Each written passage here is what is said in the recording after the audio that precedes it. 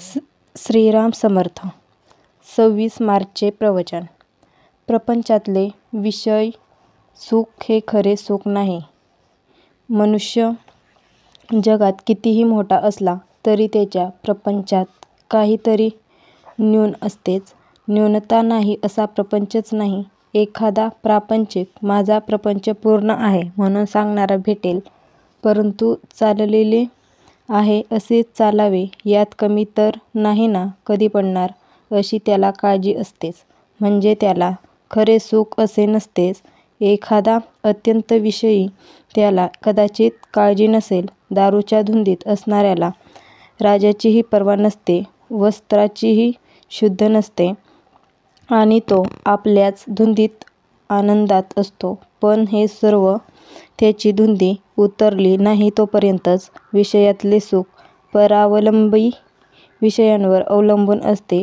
विषय हे नश्वर, आपल्यापासून कधी तरी जाणार, निदान आपल्याला तरी त्यांच्यापासून एक दिवस जावे लागणार. दुसरी गोष्ट म्हणजे विषयाचे सुख इंद्रियाधीन असते. इंद्रिये विकल झाली म्हणजे सुख कसे मिळणार? उद्या आपण मरणार हे समजले की कोणते विषय आपल्याला सुख देतील? सारांश, विषयात सुख नाही. जे सुख होतेस वाटते ते आपल्यातच असते आणि ते विषयापासून मिळते अशी आपली फसवणूक मात्र होते. मग सुख कशात आहे? पुष्कळ वस्तू पुष्कळ मिळाल्या तर पुष्कळ सुख मिळते हा भ्रम आहे. खरे किंवा पुष्कळ सुख म्हणजे कायमचे सनातन सुख होय. ते सनातन वस्तूपाशीच म्हणजे भगवंतापाशीच असते. आपल्याप्रमाणे पशूंनाही विषय सुख आहे. त्यांच्यात आणि आपल्यात फरक तो कोणता? मी कोण, कशासाठी आलो, असा विचार करणे याला सारासार विचार म्हणतात.